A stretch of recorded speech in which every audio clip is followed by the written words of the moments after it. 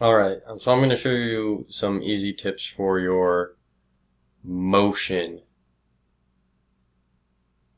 shots.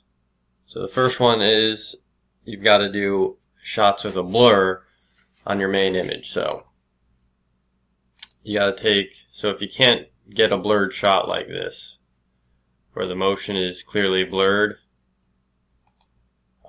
you're going to take a freeze shot if that's all you're able to get. And you do need freeze shots, and them you're probably going to have to do with your camera. Those are going to be the hardest ones to do in terms of if you want to do everything in Photoshop. It's very difficult to take a blurry picture that was out of focus and make it into a clean picture again. But we can take a clean picture like this, and we can turn it into a blurry image like this, and it doesn't take much. So we're going to take this clean image here, and we're going to do a motion blur to it. Now, there's a lot of ways to do this. You could take your time and do everything. I'm going to do it quick because the background's not going to get a lot of blur. So I'm just going to use the lasso tool and kind of come around. We're going to see how this looks. So I got the lasso tool. I kind of selected the area I want to get blurred.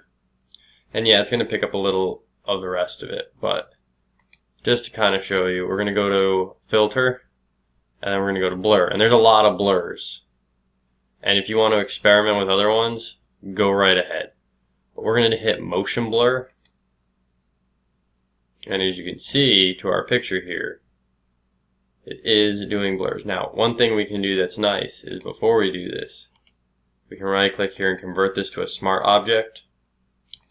So now when we do the blur, the motion blur, and we can pick our angle in which we want it to blur from, like where do you think the motion's coming. It looks like he's kind of coming down the stairs, so that's how I'm going to set the motion. And you can increase or decrease the amount of pixels. Now that looks like horrible. That looks a little too much. And this looks kind of okay. But as you can see, I didn't take my time selecting the image. So it looks out of focus here. Those steps need to come in. So what I can come back and do, since I converted this to a smart filter, a smart object, it makes that filter there for me, and I can go back in with the black, and if I want to, I should be able to come in and paint what I would like to get rid of here. So take my filter. If I wanted to, I could come in and start kind of cleaning up this area around here.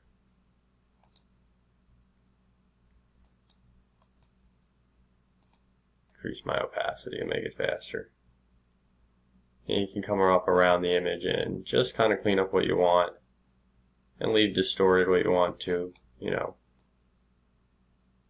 Might not be a bad thing that some of the steps or other things are out of focus.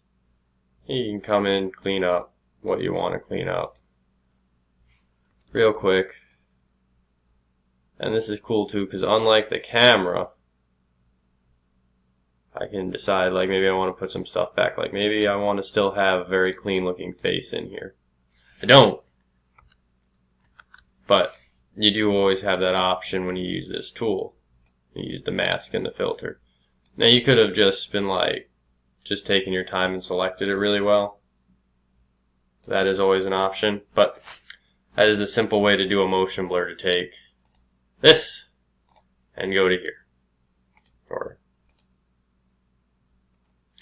so, motion blur.